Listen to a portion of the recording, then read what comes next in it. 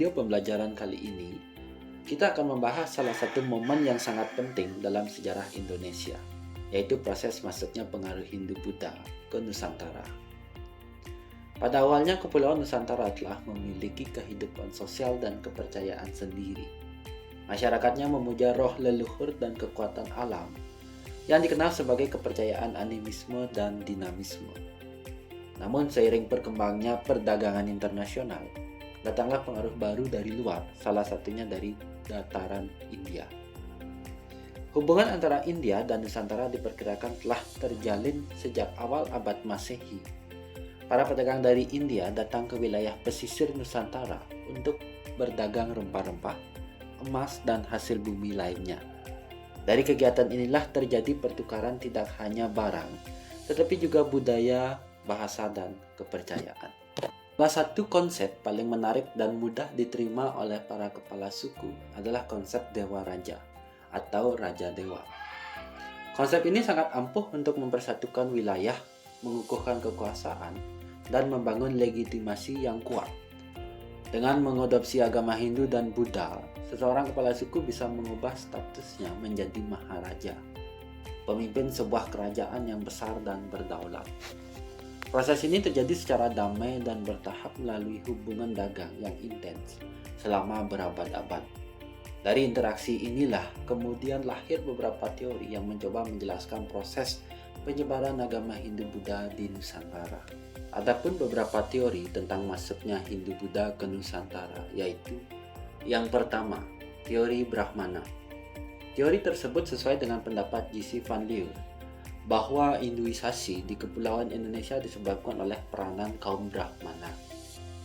Pendapat Van Lier didasarkan atas temuan-temuan prasasti yang menggunakan bahasa Sanskerta dan huruf Pallawa. Bahasa dan huruf tersebut hanya dikuasai oleh kaum Brahmana. Selain itu, adanya kepentingan dari para penguasa untuk mengundang para Brahmana India. Mereka diundang ke Asia Tenggara untuk keperluan upacara keagamaan, seperti pelaksanaan upacara inisiasi yang dilakukan oleh para kepala suku agar mereka menjadi golongan ksatria. Pandangan ini sejalan dengan pendapat yang dikemukakan oleh Paul Wheatley bahwa para penguasa lokal di Asia Tenggara sangat berkepentingan dengan kebudayaan India guna mengangkat status sosial mereka. Selanjutnya, teori ksatria.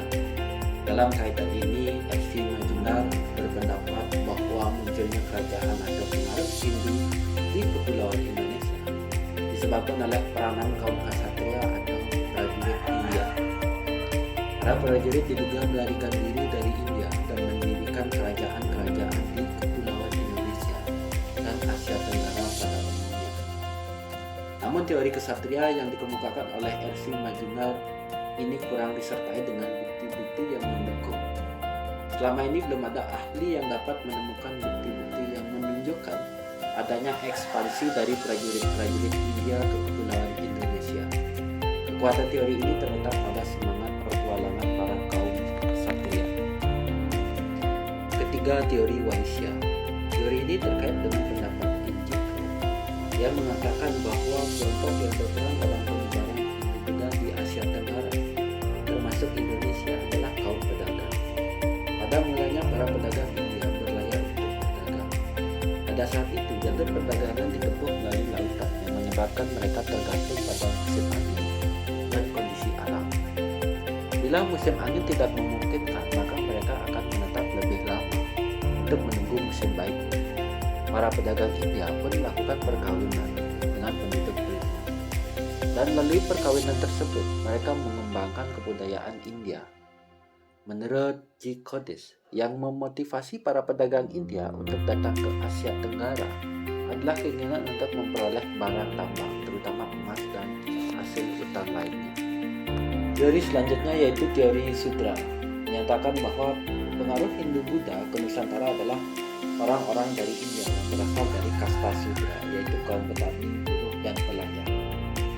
Kaum Sudra dianggap berimigrasi secara besar-besaran ke Nusantara untuk mencari kehidupan yang lebih baik dan melarikan diri dari tekanan sistem kasta yang menempatkan mereka di posisi terendah di India.